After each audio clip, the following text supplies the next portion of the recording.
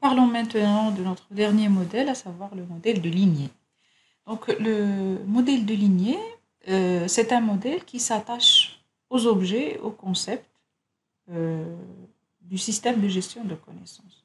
On a vu qu'il y a un modèle dédié qui s'appelle le modèle de concept. Donc, il y a un ensemble d'objets et de concepts qui tournent autour de, bien, qui décrivent cette connaissance.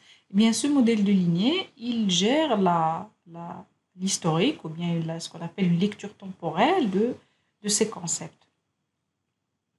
Donc, le modèle de lignée, il propose une lecture de concept qui est plutôt générale et qui permet de reconstruire à partir d'une analyse plutôt en fin de conception ou bien a posteriori, ceci pour donner une image qui est plutôt pertinente des évolutions des objets et des concepts principaux de notre knowledge management system.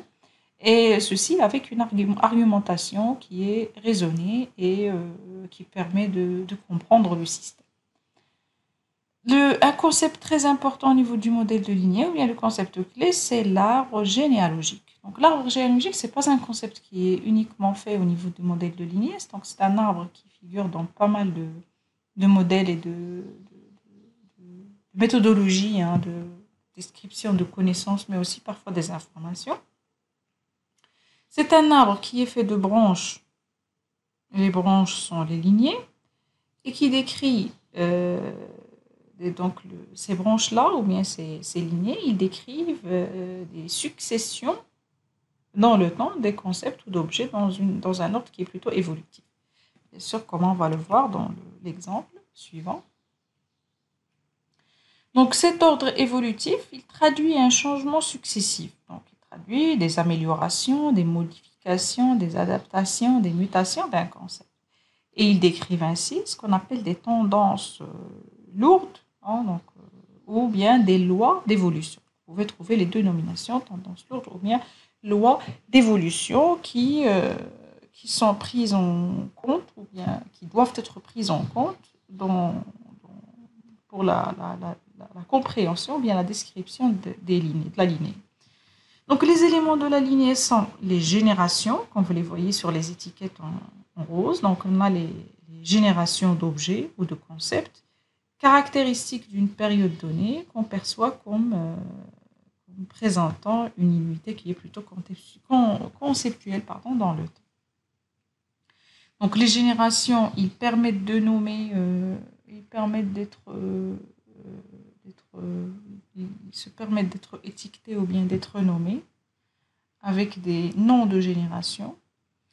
Il y a aussi la période, c'est une durée durant laquelle la génération a existé et indiquée par sa date de début et date de fin, s'il y a une date de fin.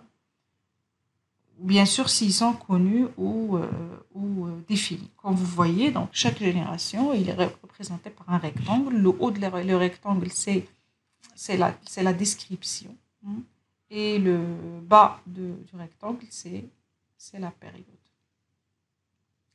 Donc les lignées, ils sont organisés dans un arbre, dans ce qu'on appelle l'arbre généalogique. Donc l'arbre généalogique, on voit l'arbre qui relie les différentes générations entre elles. Et donc il permet de tracer ou bien de retracer des apparitions et éventuellement des disparitions des lignées, les unes par rapport aux autres. Et ces raisons d'évolution, ils sont décrites dans ce qu'on appelle le moteur d'évolution. Donc, les ellipses que vous voyez sont des moteurs d'évolution. Et bien, ces moteurs d'évolution, ils permettent de décrire les raisons d'évolution. Alors, qu'est-ce qu'il y a aussi important à dire, c'est qu'à chaque génération, on a une argumentation, ou bien ce qu'on appelle un argumentaire. Donc, l'argumentaire ou l'argumentation, il permet de tracer ou de retracer l'objectif ou les objectifs remarquables qui ont préexisté à l'existence de cette génération. Okay?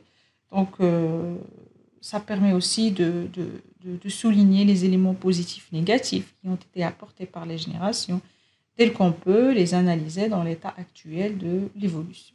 Et pour éviter une disparition ou bien une liste trop générale de ces éléments, ceux-ci sont regroupés par classes significatives et ces classes sont presque systématiquement les éléments identifiés dans le modèle d'historique et qui sont appelés éléments à prendre en compte dans l'évolution. Donc on peut écrire uniquement donc, la liste des éléments à prendre en compte dans l'évolution. Voilà, donc ça c'est de quoi est fait un diagramme un modèle de linéaire. Et donc là, ce qu'il faut retenir, c'est que c'est un modèle qui est plutôt lié au concept. Donc là, il faut aller à votre modèle de concept va faire la version actuelle des concepts. Et puis, le modèle de linéaire, c'est un modèle qui va vous permettre de tracer l'évolution de ces concepts dans le temps. Ben, l'importance de ce type de modèle, donc, ça permet la compréhension de l'évolution du noyau du système de gestion de connaissances, dans le sens où parfois on a un concept qui a évolué 2 ou 3 fois. Les exemples ne manquent pas, par exemple, les référencer, les bonnes pratiques. Je ne sais pas si vous avez déjà eu l'occasion de voir la structure des référentiels. À votre extrémité droite, c'est tout ce qui est récent.